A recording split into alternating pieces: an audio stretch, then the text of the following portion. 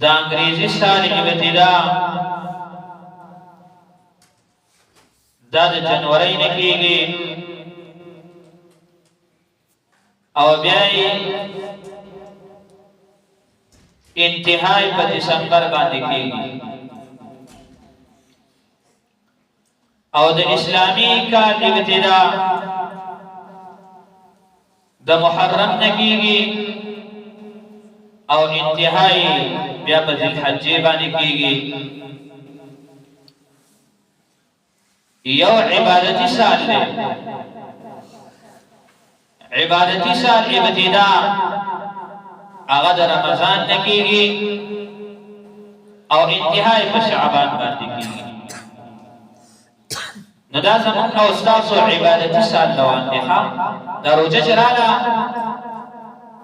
نو دا عبادتي سال شروع شو یو انګریزي سال دی انګریزي کال دی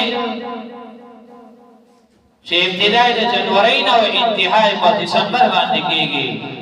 یو اسلامی کال دی چې ابتدای د محرم نه او انتهای بیا چې کوم دی په ذی الحجه باندې کیږي یو عبادتي سال دی عبادتي سال زموږ استاد دا بل روزه چې روانه ده دا عبادتي سال دی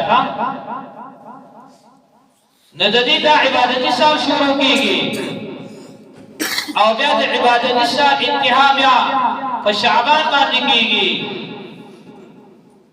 نو یاد ساته عبادتی سال ابتدا کی ام نیک کارونوں کا ټول کال په نیک کارونو کې تیر شي زما محترم مسلمانانو